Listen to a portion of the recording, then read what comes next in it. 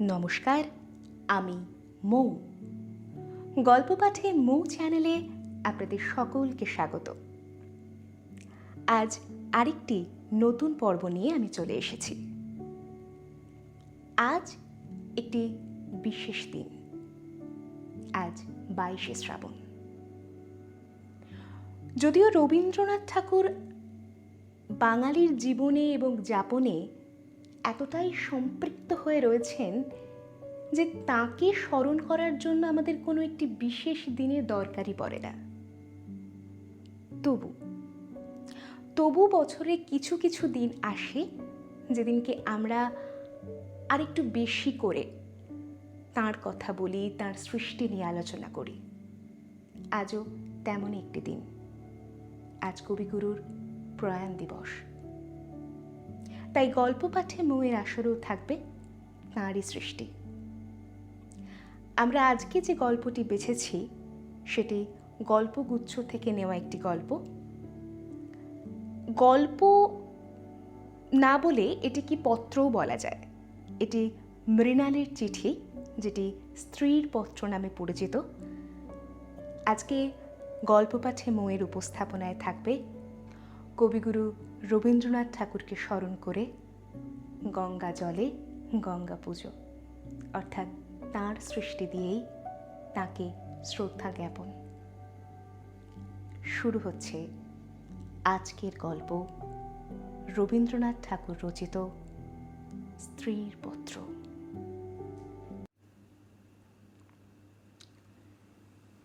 শ্রীচরণ কমলেশু। আজ 15 বছর আমাদের বিবাহ হয়েছে। আজ পর্যন্ত তোমাকে চিঠি লিখিনি। চিরদিন কাছেই পড়ে আছি। মুখের কথা অনেক শুনেছ, আমিও শুনেছি। চিঠি লেখবার মতো ফাঁকটুকু পাওয়া যায়নি। আজ আমি এসেছি তীর্থ করতে শ্রীক্ষেত্রে। তুমি আছো তোমার আপিসের কাজে। শামুকের সঙ্গে খোলসের যে সম্বন্ধ, কলকাতার সঙ্গে তোমার তাই। সে তোমার দেহ মনের সঙ্গে এঁটে গিয়েছে। তাই তুমি আপিসে ছুটির দরখাস্ত করলে না। বিধাতার তাই অভিপ্রায় ছিল। তিনি আমার ছুটির দরখাস্ত মঞ্জুর করেছেন। আমি তোমাদের মেজ বউ। আজ 15 বছরের পরে এই সমুদ্রের ধারে দাঁড়িয়ে জানতে পেরেছি আমার জগৎ এবং জগদীশ্বরের সঙ্গে আমার অন্য সম্বন্ধও আছে। তাই আজ সাহস করে এই চিঠিখানি লিখছি। এ তোমাদের মেজ বউয়ের চিঠি নয়। তোমাদের সঙ্গে আমার সম্বন্ধ কপালে যিনি লিখেছিলেন, তিনি ছাড়া যখন সেই সম্ভাবনার কথা আর কেউ জানত না, সেই শিশু বয়সে আমি আর আমার ভাই সান্নিপাতিক জ্বরে পড়ি। আমার ভাইটি মারা গেল। আমি বেঁচে উঠলুম। পাড়ার সব মেয়েরাই বলতে লাগলো, মৃণাল মেয়ে কিনা, তাই ও বাঁচল। বেটা ছেলে হলে কি আর রক্ষা পেত? চুরি বিদ্যাতে জম পাকা। দামি জিনিসের পরেই তার লোভ। আমার মরণ নেই, সেই কথাটাই ভালো করে বুঝিয়ে বলবার জন্যে এই চিঠিখানি লিখতে বসেছি। যেদিন তোমাদের দূরসম্পর্কের মামা তোমার বন্ধু নিরোধকে নিয়ে কনে দেখতে এলেন, তখন আমার বয়স 12। দুর্গম পাড়াগাঁয়ে আমাদের বাড়ি। সেখানে দিনের বেলা শেয়াল ডাকে। স্টেশন থেকে 7 ক্রোশ স্যাঁকড়া গাড়িতে এসে বাকি 3 মাইল কাঁচা রাস্তায় পালকি করে তবে আমাদের গাঁয়ে পৌঁছানো যায়। সেদিন তোমাদের কি হয়রানি! তার উপরে আমাদের বাঙাল দেশের রান্না, সেই রান্নার প্রহসন আজও মামা ভোলেননি। তোমাদের বড় বউয়ের রূপের অভাব মেজ বউকে দিয়ে পূরণ করবার জন্যে তোমার মায়ের একান্ত জিদ ছিল, নইলে এত কষ্ট করে আমাদের সে গাঁয়ে তোমরা যাবে কেন? বাংলাদেশে পিলে, যকৃৎ, অম্লশূল এবং কোণের জন্যে তো কাউকে খোঁজ করতে হয় না, তারা আপনি এসে চেপে ধরে, কিছুতে ছাড়তে চায় না। বাবার বুক দূর দূর করতে লাগলো, মা দুর্গা নাম জপ করতে লাগলেন। শহরের দেবতাকে পাড়া গাঁয়ের পূজারি কি দিয়ে সন্তুষ্ট করবে? মেয়ের রূপের ওপর ভরসা, কিন্তু সেই রূপের গুমর তো মেয়ের মধ্যে নেই। যে ব্যক্তি দেখতে এসেছে সে তাকে যে দামই দেবে সেই তার দাম। তাই তো হাজার রূপে গুণেও মেয়ে মানুষের সংকোচ কিছুতে ঘোচে না। সমস্ত বাড়ির, এমনকি সমস্ত পাড়ার এই আতঙ্ক আমার বুকের মধ্যে পাথরের মতো চেপে বসল। সেদিনকার আকাশের যত আলো এবং জগতের সকল শক্তি যেন 12 বছরের একটি পাড়াগে মেয়েকে 2 জন পরীক্ষকের 2 জোড়া চোখের সামনে শক্ত করে তুলে ধরবার জন্যে পেয়াদাগিরি করছিল। আমার কোথাও লুকোবার জায়গা ছিল না। সমস্ত আকাশকে কাঁদিয়ে দিয়ে বাঁশি বাজতে লাগলো। তোমাদের বাড়িতে এসে উঠলুম। আমার খুঁতগুলি সবিস্তারে খতিয়ে দেখেও গিন্নির দল সকলে স্বীকার করলেন, মোটের ওপর আমি সুন্দরী বটে। সে কথা শুনে আমার বড় জায়ের মুখ গম্ভীর হয়ে গেল। কিন্তু আমার রূপের দরকার কি ছিল তাই ভাবি। রূপ জিনিসটাকে যদি কোনো সেকেলে পণ্ডিত গঙ্গা মৃত্তিকা দিয়ে গড়তেন তাহলে ওর আদর থাকত, কিন্তু ওটা যে কেবল বিধাতা নিজের আনন্দে গড়েছেন। তাই তোমাদের ধর্মের সংসারে ওর দাম নেই। আমার যে রূপ আছে সে কথা ভুলতে তোমাদের বেশি দিন লাগেনি, কিন্তু আমার যে বুদ্ধি আছে সেটা তোমাদের পদে পদে স্মরণ করতে হয়েছে। ওই বুদ্ধিটা আমার এতই স্বাভাবিক যে তোমাদের ঘরকন্যার মধ্যে এত কাল কাটিয়েও আজও সে টিকে আছে। মা আমার এই বুদ্ধিটার জন্যে ভীষণ উদ্বিগ্ন ছিলেন। মেয়ে মানুষের পক্ষে এ এক বালাই। যাকে বাধা মেনে চলতে হবে সে যদি বুদ্ধিকে মেনে চলতে চায় তবে ঠোকর খেয়ে খেয়ে তার কপাল ভাঙবেই। কিন্তু কি করব বলো? তোমাদের ঘরের বউয়ের যতটা বুদ্ধির দরকার বিধাতা অসতর্ক হয়ে আমাকে তার চেয়ে অনেকটা বেশি দিয়ে ফেলেছেন। সে আমি এখন ফিরিয়ে দিই কাকে? তোমরা আমাকে মেয়ে জ্যাঠা বলে দুবেলা গাল দিয়েছ। কটু কথাই হচ্ছে অক্ষমের সান্ত্বনা। অতএব সে আমি ক্ষমা করলুম। আমার একটা জিনিস তোমাদের ঘরকন্যার বাইরে ছিল, সেটা কেউ তোমরা জানোনি। আমি লুকিয়ে কবিতা লিখতুম। সে ছাইপাশ যাই হোক না, সেখানে তোমাদের অন্দরমহলের পাঁচিল ওঠেনি। সেইখানে আমার মুক্তি,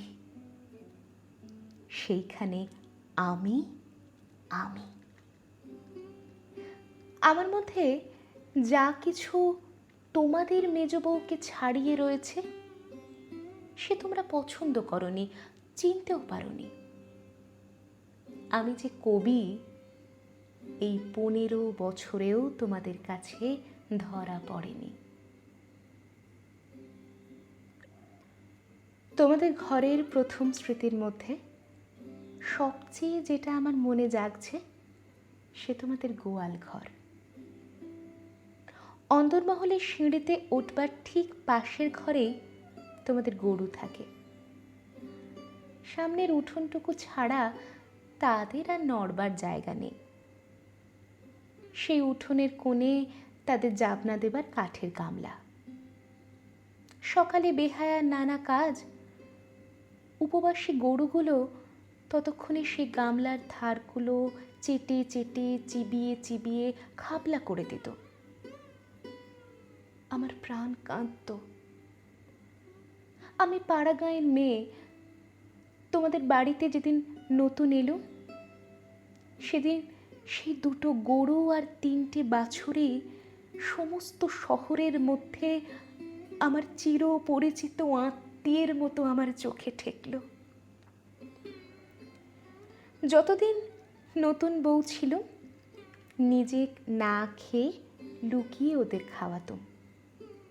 যখন বড় হলুম, তখন গরুর প্রতি আমার প্রকাশ্য মমতা লক্ষ্য করে আমার ঠাট্টার সম্পর্কে এরা আমার গোত্র সম্পর্কে সন্দেহ প্রকাশ করতে লাগলেন। আমার মেয়েটি জন্ম নিয়েই মারা গেল। আমাকেও সে সঙ্গে যাওয়ার সময় ডাক দিয়েছিল। সে যদি বেঁচে থাকতো, তাহলে সেই আমার জীবনে যা কিছু বড়, যা কিছু সত্য, সমস্ত এনে দিত। তখন মেজ বউ থেকে একেবারে মা হয়ে বসত। মা যে এক সংসারের মধ্যে থেকেও বিশ্ব সংসারের। মা হওয়ার দুঃখটুকু পেলুম, কিন্তু মা হওয়ার মুক্তিটুকু পেলুম না। মনে আছে, ইংরেজ ডাক্তার এসে আমাদের অন্দর দেখে আশ্চর্য হয়েছিল এবং আঁতুড় ঘর দেখে বিরক্ত হয়ে বকাবকি করেছিল। সদরে তোমাদের একটুখানি বাগান আছে। ঘরে সাজসজ্জা আসবাবের অভাব নেই, আর অন্দরটা যেন পশমের কাজের উল্টো পিঠ। সেদিকে কোনো লজ্জা নেই, শ্রী নেই, সজ্জা নেই। সেদিকে আলো মিটমিট করে জ্বলে, হাওয়া চোরের মতো প্রবেশ করে, উঠোনের আবর্জনা নড়তে চায় না, দেওয়ালের এবং মেঝের সমস্ত কলঙ্ক অক্ষয় হয়ে বিরাজ করে। কিন্তু ডাক্তার একটা ভুল করেছিল। সে ভেবেছিল এটা বুঝি আমাদের অহোরাত্র দুঃখ দেয়। ঠিক উল্টো। অনাদর জিনিসটা ছাইয়ের মতো। সে ছাই আগুনকে হয়তো ভিতরে ভিতরে জমিয়ে রাখে, কিন্তু বাইরে থেকে তার তাপটাকে বুঝতে দেয় না। আত্মসম্মান যখন কমে যায়, তখন অনাদরকে তো অন্যায্য বলে মনে হয় না। সেজন্য তার বেদনা নেই। তাই তো মেয়ে মানুষ দুঃখ বোধ করতেই লজ্জা পায়। আমি তাই বলি, মেয়ে মানুষকে দুঃখ পেতেই হবে, এইটে যদি তোমাদের ব্যবস্থা হয়, তাহলে যতদূর সম্ভব তাকে অনাদরে রেখে দেওয়াই ভালো। আদরে দুঃখের ব্যথাটা কেবল বেড়ে ওঠে। যেমন করি রাখো, দুঃখ যে আছে এ কথা মনে করবার কথাও কোনোদিন মনে আসেনি। আঁতুড় ঘরে মরণ মাথার কাছে এসে দাঁড়ালো, মনে ভয়ই হলো না। জীবন আমাদের কী বা যে মরণকে ভয় করতে হবে? আদরে যত্নে যাদের প্রাণের বাঁধন শক্ত করেছে, মুহূর্তে তাদেরই বাঁধে। সেদিন জম যদি আমাকে ধরে টান দিত, তাহলে আলগা মাটি থেকে যেমন অতি সহজে ঘাসের চাপড়া উঠে আসে, সমস্ত শিকড় শুদ্ধ আমি তেমনি করে উঠে আসতো। বাঙালির মেয়ে তো কথায় কথায় মরতে চায়, কিন্তু এমন মরায় বাহাদুরিটা কি? মরতে লজ্জা হয়। আমাদের পক্ষে ওটা এতই সহজ।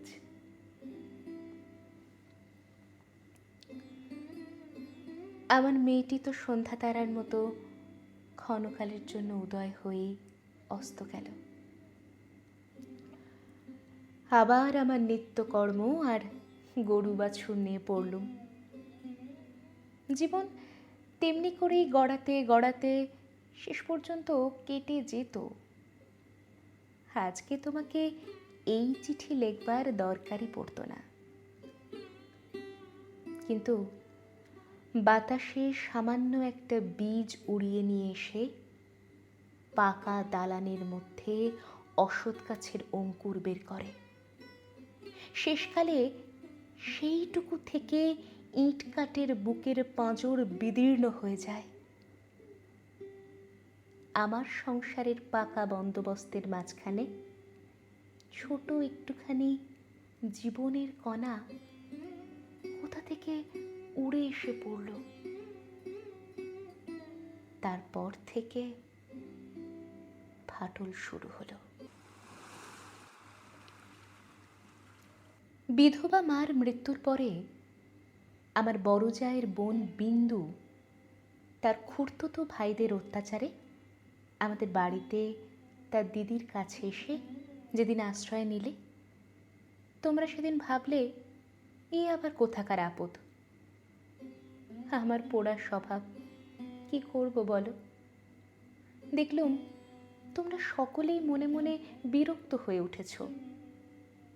সেই জন্যই এই নিরাশ্রয় মেয়েটির পাশে আমার সমস্ত মন যেন একেবারে কোমর বেঁধে দাঁড়ালো।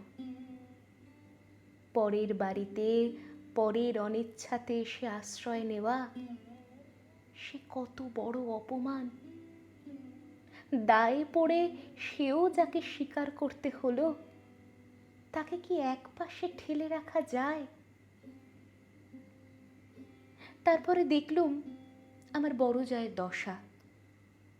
তিনি নিতান্ত দরদে পড়ে বোনটিকে নিজের কাছে এনেছেন, কিন্তু যখন দেখলেন স্বামীর অনিচ্ছা, তখন এমনি ভাব করতে লাগলেন যেন এই তাঁর এক ভীষণ বালাই, যেন একে দূর করতে পারলেই তিনি বাঁচেন। এই অনাথা বোনটিকে মন খুলে প্রকাশ্যে স্নেহ দেখাবেন, সে সাহস তাঁর হলো না। তিনি পতিব্রতা। তাঁর এই সংকট দেখে আমার মন আরও ব্যথিত হয়ে উঠল।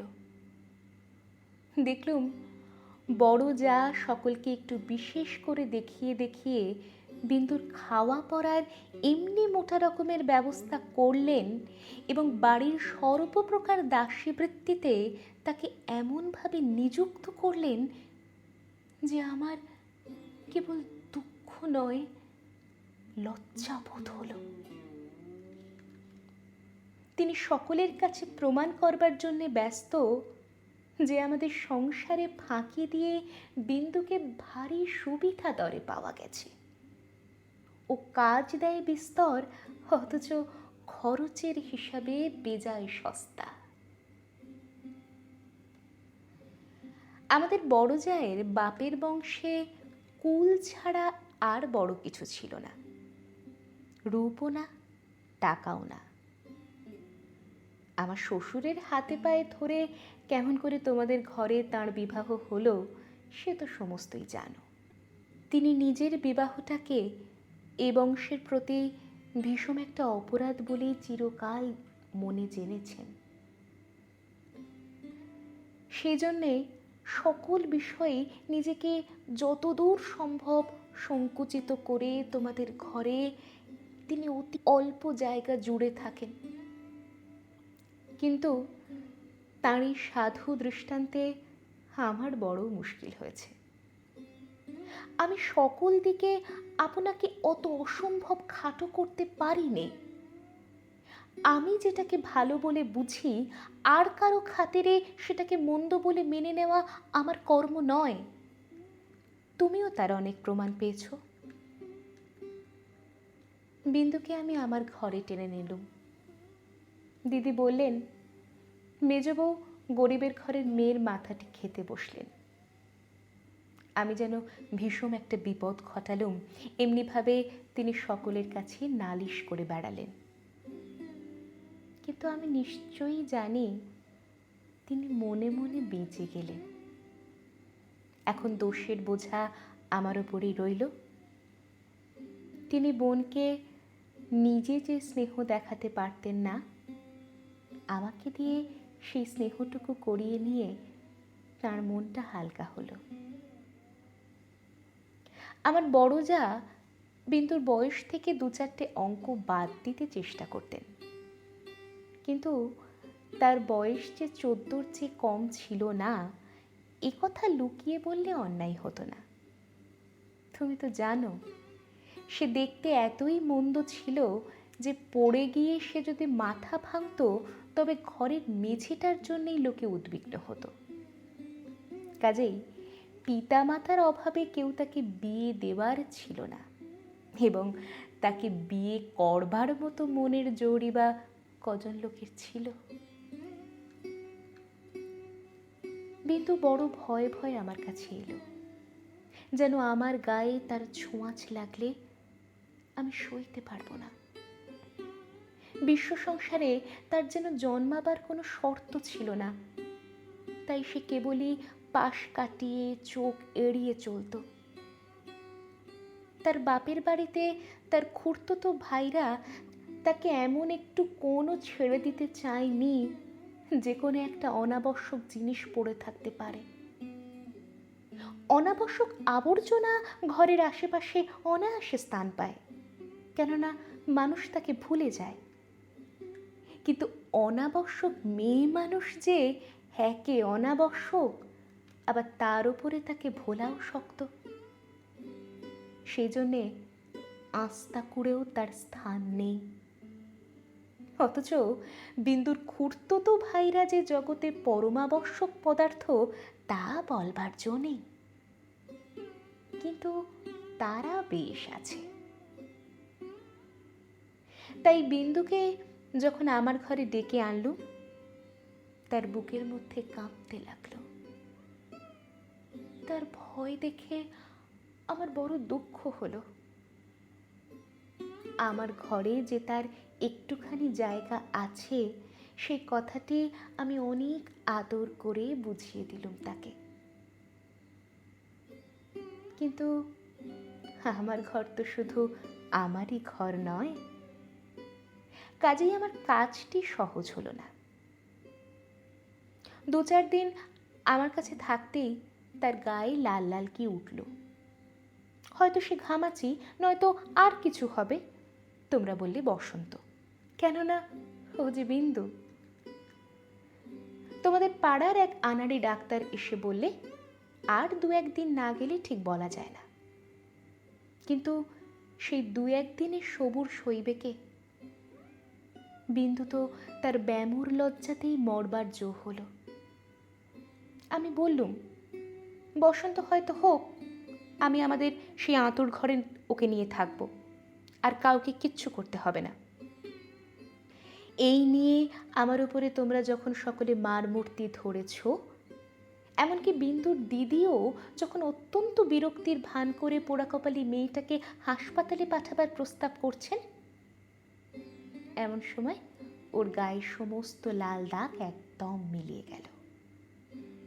তোমরা দেখি তাতে আরও ব্যস্ত হয়ে উঠলে, বললে নিশ্চয়ই বসন্ত বসে গিয়েছে, কেননা ও যে বিন্দু। অনাদরে মানুষ হবার একটা মস্ত গুণ শরীরটাকে তাতে একেবারে অজর অমর করে তোলে। ব্যায়ামও হতেই চায় না, মরার সদর রাস্তাগুলো একেবারেই বন্ধ। রোগ তাই ওকে ঠাট্টা করে চলে গেল, কিছুই হলো না। কিন্তু এটা বেশ বোঝা গেল, পৃথিবীর মধ্যে সবচেয়ে অকিঞ্চিৎকর মানুষকে আশ্রয় দেওয়াই সবচেয়ে কঠিন। আশ্রয়ের দরকার তার যত বেশি, আশ্রয়ের বাধাও তার তেমনি ভীষণ।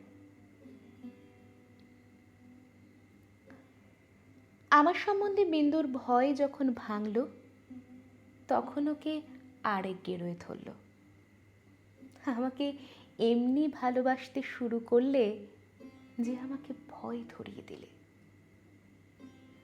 ভালোবাসার এরকম মূর্তি সংসারে তো কোনোদিন দেখিনি। বইতে পড়েছি বটে, সেও মেয়ে পুরুষের মধ্যে। আমার যে রূপ ছিল সে কথা আমার মনে করবার কোনো কারণ বহুকাল ঘটেনি। এতদিন পরে সেই রূপটা নিয়ে পড়ল এই কুশ্রী মেয়েটি। আমার মুখ দেখে তার চোখের আশ আর মিটত না। বলতো, দিদি তোমার এই মুখখানি আমি ছাড়া আর কেউ দেখতে পায়নি।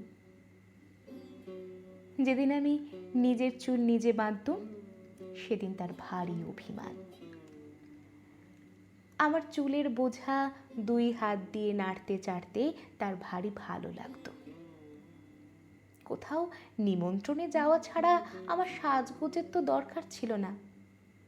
কিন্তু বিন্দু আমাকে অস্থির করে রোজই কিছু না কিছু সাজ করাতো।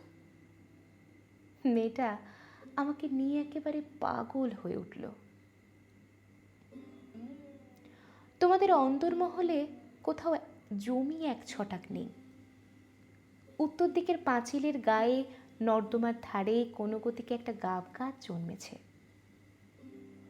যেদিন দেখতুম সেই গাবের গাছের নতুন পাতাগুলি রাঙা টকটকে হয়ে উঠেছে, সেদিন জানতুম ধরাতলে বসন্ত এসেছে বটে। আমার ঘরকন্যার মধ্যে ওই অনাদৃত মেয়েটার চিত্ত যেদিন আগা গোড়া এমন রঙিন হয়ে উঠল, সেদিন আমি বুঝলুম হৃদয়ের জগতেও একটা বসন্তের হাওয়া আছে। সে কোন স্বর্গ থেকে আসে, গলির মোড় থেকে না।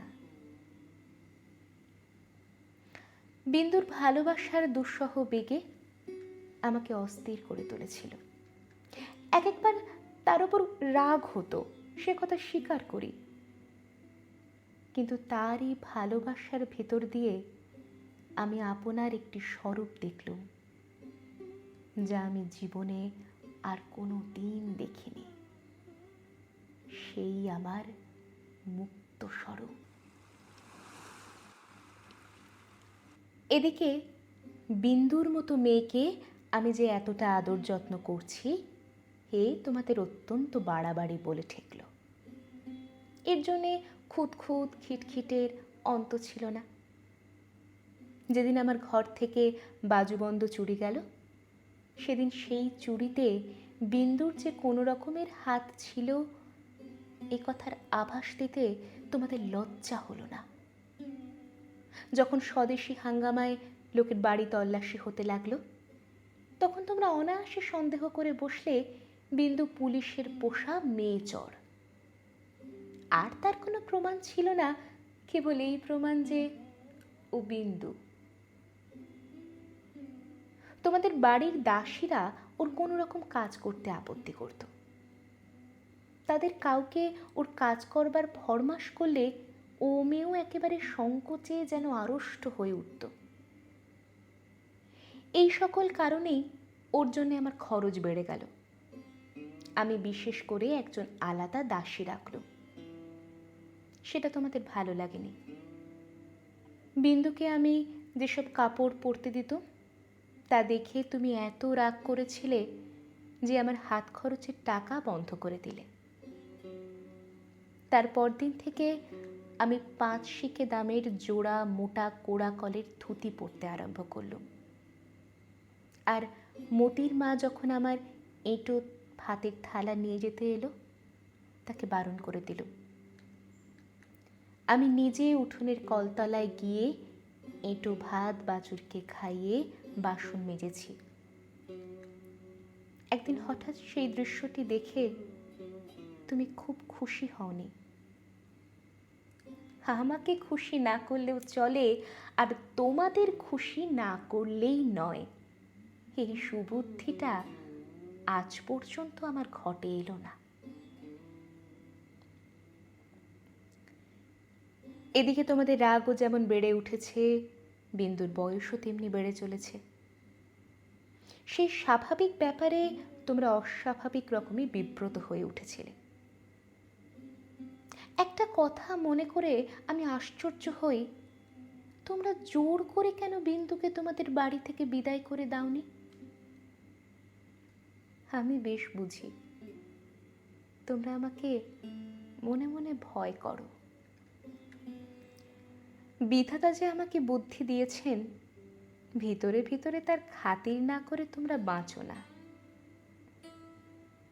অবশেষে বিন্দুকে নিজের শক্তিতে বিদায় করতে না পেরে তোমরা প্রজাপতি দেবতার শরণাপন্ন হলে। বিন্দুর বর ঠিক হলো। বড়জা বললেন, বাঁচলুম, মা কালী আমাদের বংশের মুখ রক্ষা করলেন।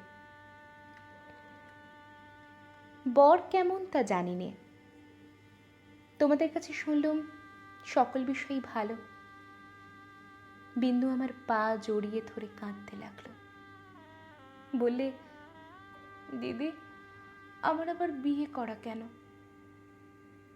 আমি তাকে অনেক বুঝিয়ে বললুম, বিন্দু তুই ভয় করিস নে, শুনেছি তোর বর ভালো।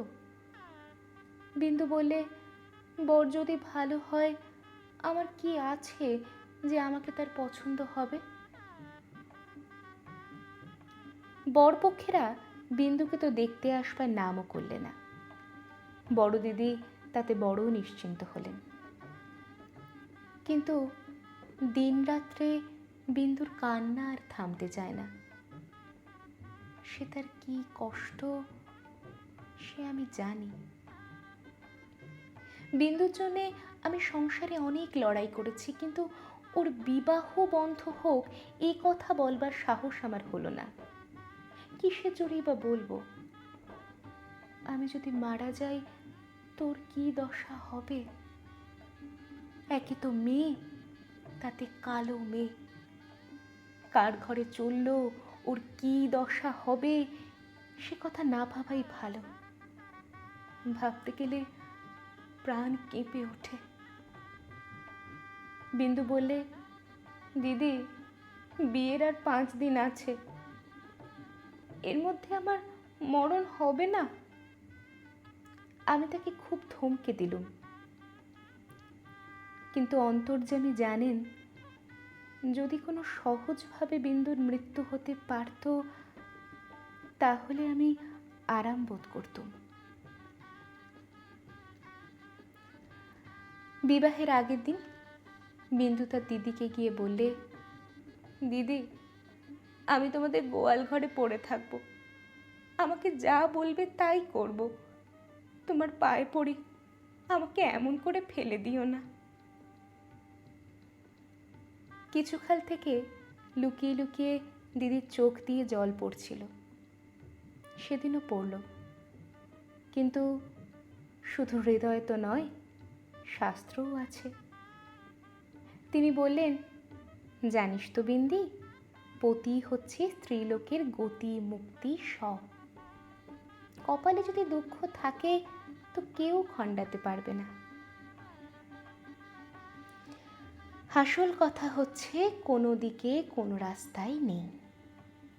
বিন্দুকে বিবাহ করতেই হবে, তারপরে যা হয় তা হোক। আমি চেয়েছিলুম বিবাহটা যাতে আমাদের বাড়িতেই হয়, কিন্তু তোমরা বলে বসলে বরের বাড়িতেই বিবাহ চাই, সেটা তাদের কৌলিক প্রথা।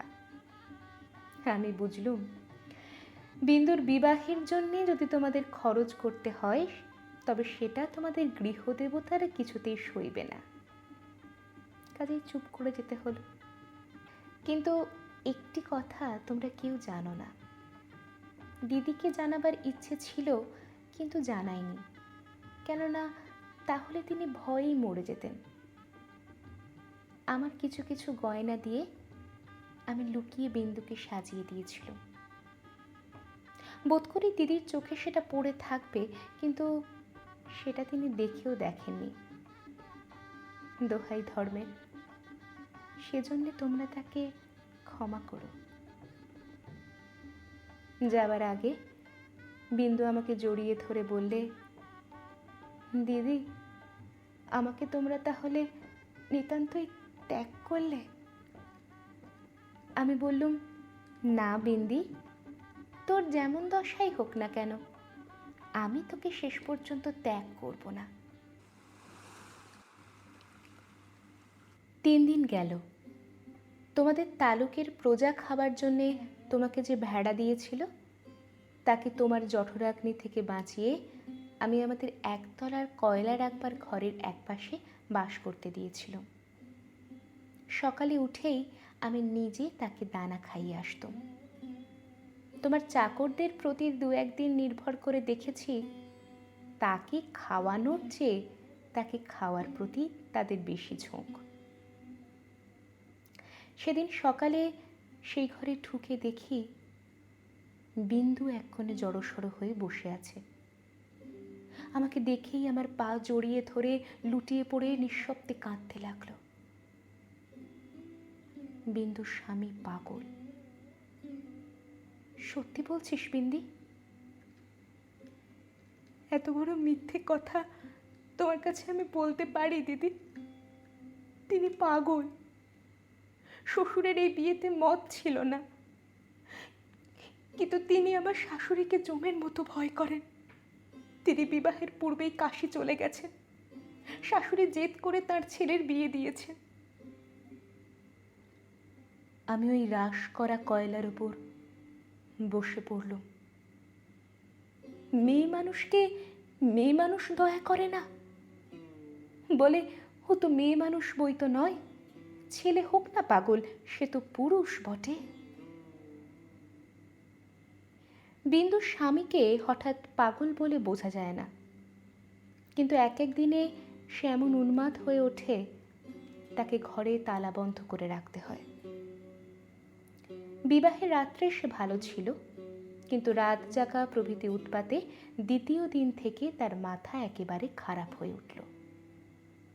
বিন্দু দুপুরবেলায় পিতলের থালায় ভাত খেতে বসেছিল। হঠাৎ তার স্বামী থালা শুদ্ধ ভাত টেনে উঠোনে ফেলে দিলে। হঠাৎ কেমন তার মনে হয়েছে বিন্দু স্বয়ং রানী রাসমণি। বেহায়াটা নিশ্চয়ই সোনার থালা চুরি করে রানীকে তার নিজের থালায় ভাত খেতে দিয়েছে, এই তার রাগ। বিন্দু তো ভয়ে মরে গেল। তৃতীয় রাত্রে শাশুড়ি যখন স্বামী ঘরে শুতে বললে, বিন্দুর প্রাণ শুকিয়ে গেল।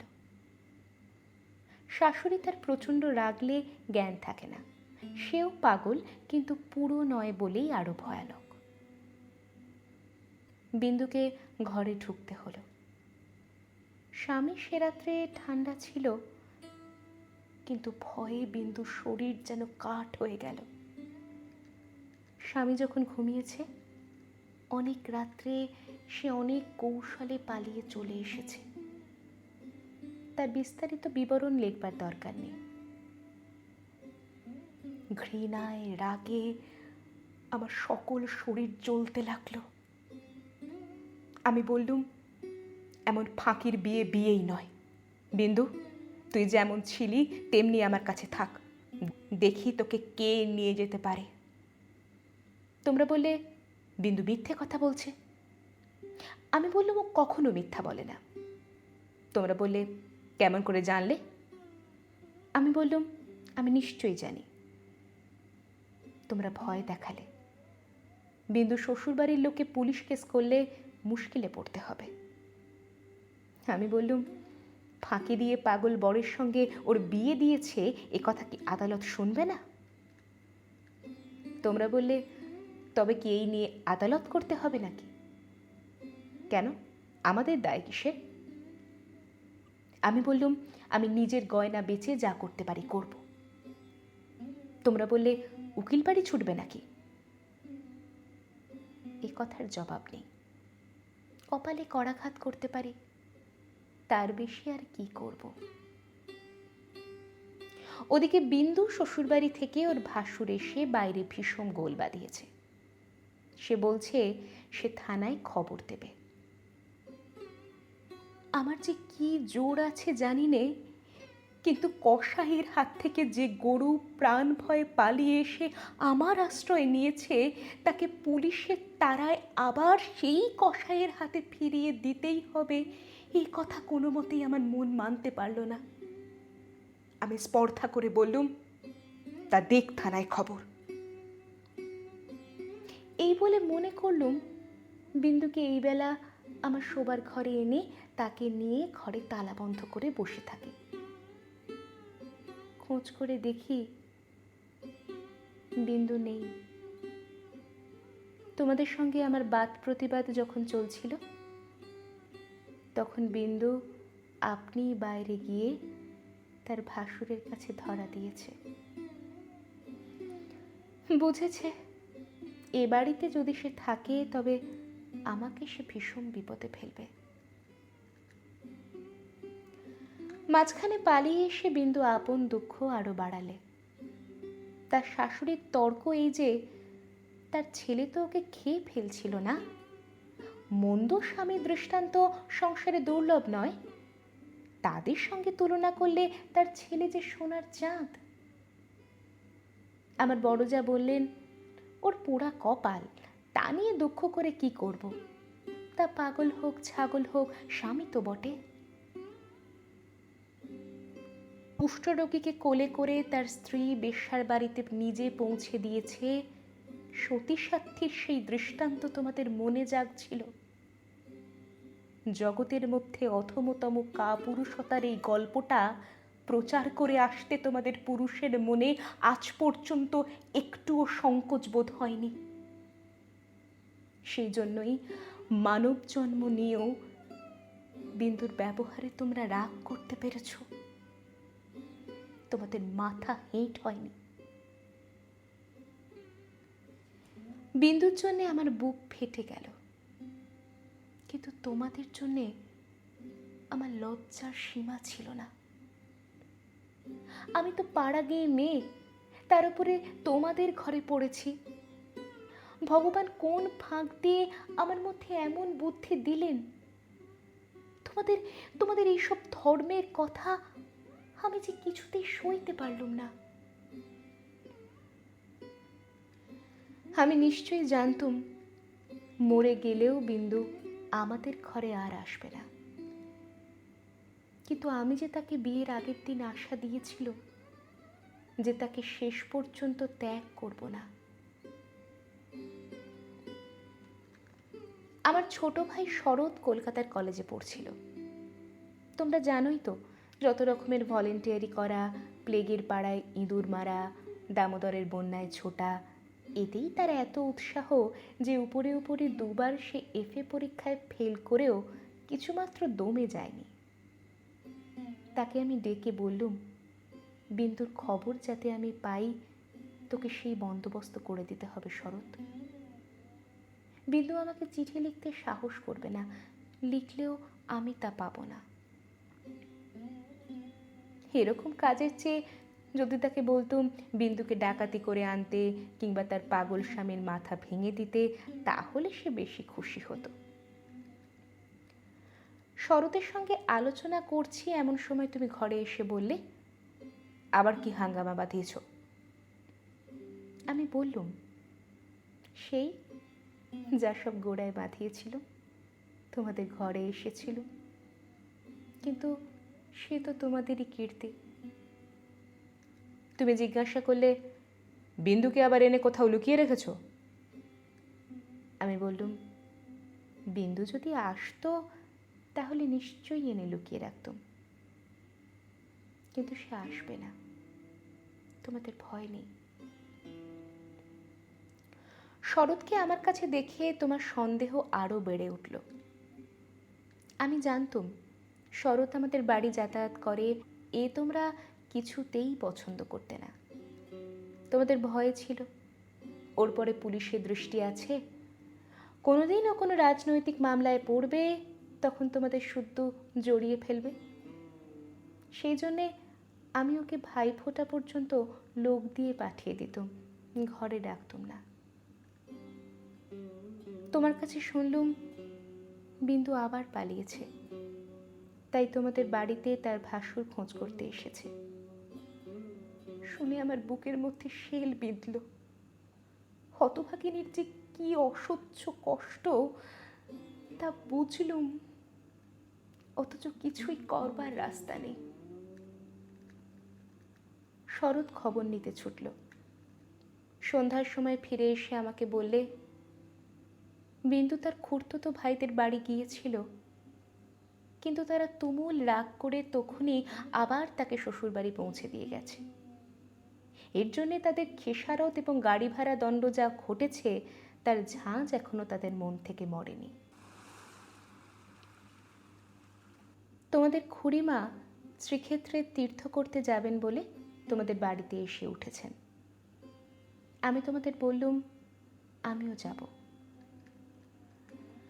আমার হঠাৎ এমন ধর্মে মন হয়েছে দেখে তোমরা এত খুশি হয়ে উঠলে যে কিছুমাত্র আপত্তি করলে না। এ কথাও মনে ছিল যে এখন যদি কলকাতায় থাকি তবে আবার কোনো না কোনো দিন বিন্দুকে নিয়ে ফ্যাসাদ বাঁধিয়ে ফেলব। আমাকে নিয়ে ভীষণ ল্যাঠা। বুধবারে আমাদের যাবার দিন, রবিবারে সমস্ত ঠিক হলো। আমি শরৎকে ডেকে বললুম, যেমন করে হোক বিন্দুকে বুধবারে পুরী যাবার গাড়িতে তোকে তুলে দিতেই হবে। শরতের মুখ প্রফুল্ল হয়ে উঠল। সে বললে, ভয় নেই দিদি, আমি তাকে গাড়িতে তুলে দিয়ে পুরী পর্যন্ত চলে যাব, ফাঁকি দিয়ে জগন্নাথ দেখা হয়ে যাবে। সেদিন সন্ধ্যার সময় শরৎ আবার এলো। তার মুখ দেখেই আমার বুক দমে গেল।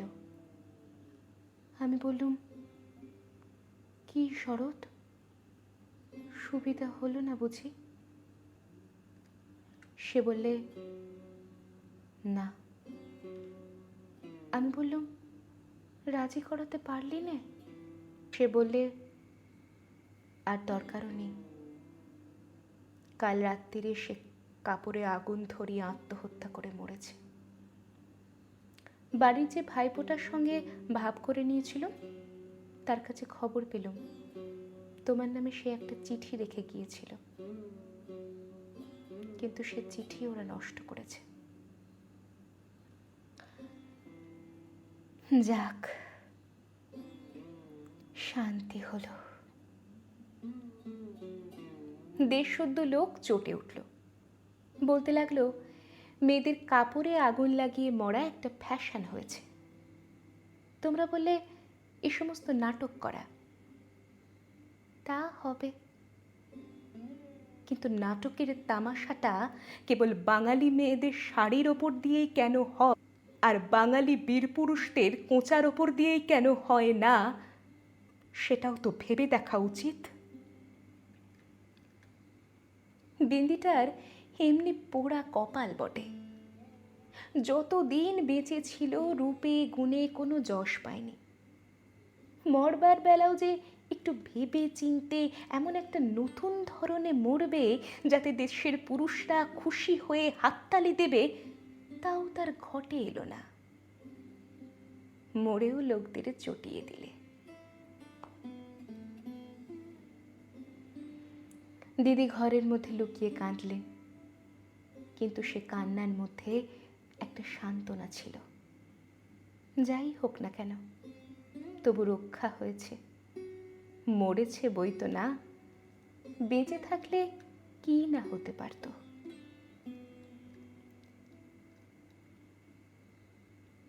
আমি তীর্থে এসেছি, বিন্দুর আর আসবার দরকার হলো না, কিন্তু আমার দরকার ছিল।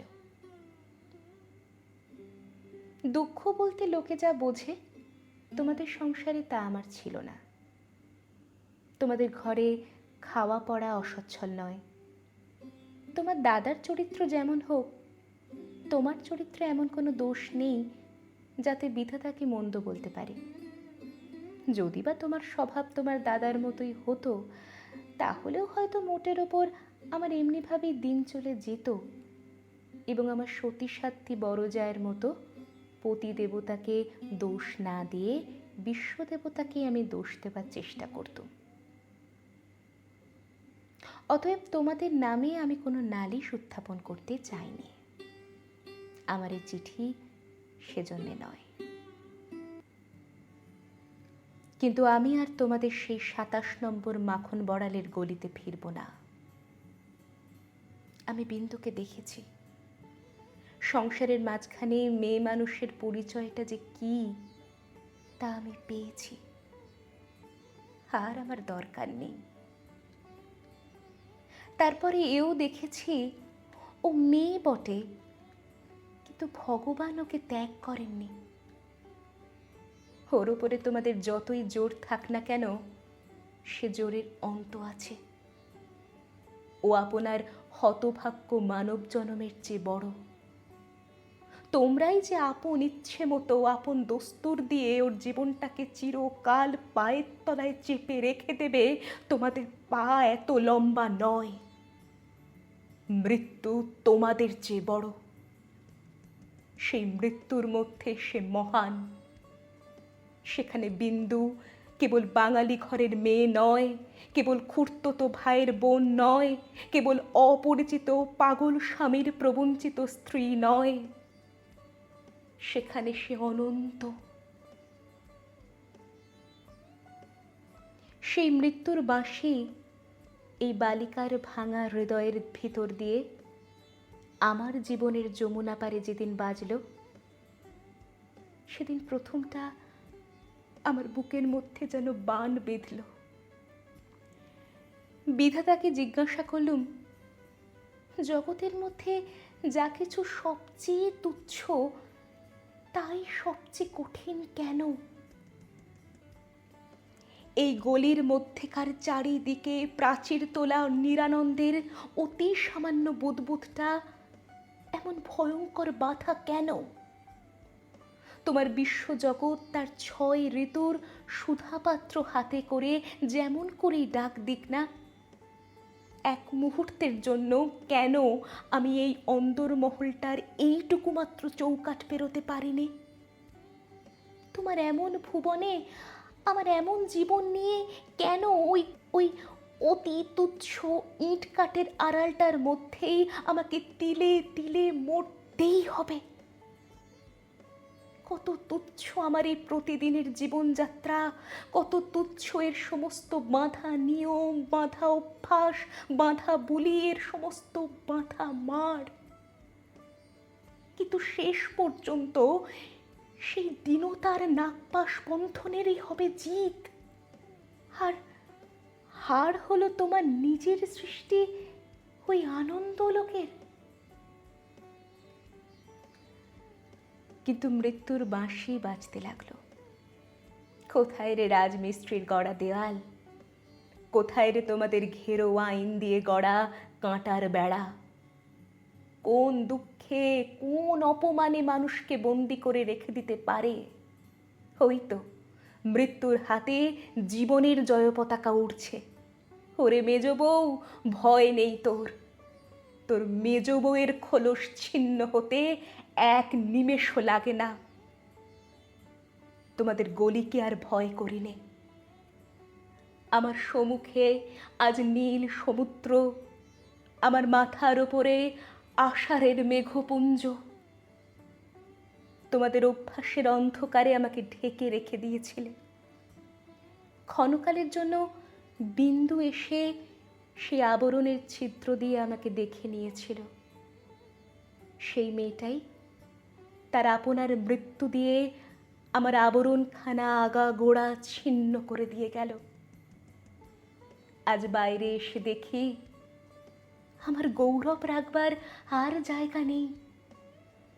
আমার এই অনাদৃত রূপ যার চোখে ভালো লেগেছে, সেই সুন্দর সমস্ত আকাশ দিয়ে আমাকে চেয়ে দেখছেন। এইবার মরেছে মেজ বউ। তুমি ভাবছো আমি মরতে যাচ্ছি? ভয় নেই, অমন পুরনো ঠাট্টা তোমাদের সঙ্গে আমি করব না।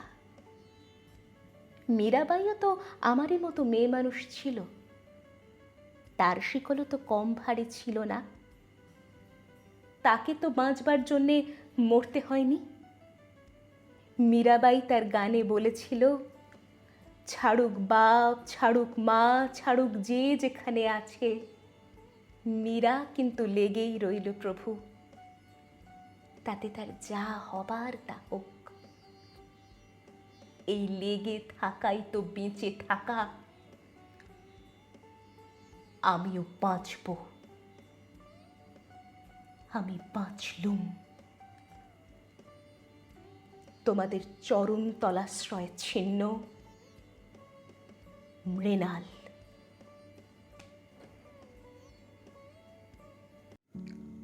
শুনছিলেন আজকের গল্প রবীন্দ্রনাথ ঠাকুর রচিত স্ত্রীর পত্র। কেমন লাগলো আমাদের আজকের পর্বটি? আমাদের জানাতে ভুলবেন না কমেন্ট করে। আর যদি ভালো লেগে থাকে তবে গল্প পাঠে এই চ্যানেলটিকে সাবস্ক্রাইব করে রাখতে পারেন এবং বন্ধুদের মধ্যে ছড়িয়ে দিতে পারেন। তাহলে আজ চলি, আগামী পর্বে আরেকটি নতুন গল্পের সঙ্গে দেখা হবে। ততক্ষণ ভালো থাকবেন, ভালো রাখবেন। ধন্যবাদ।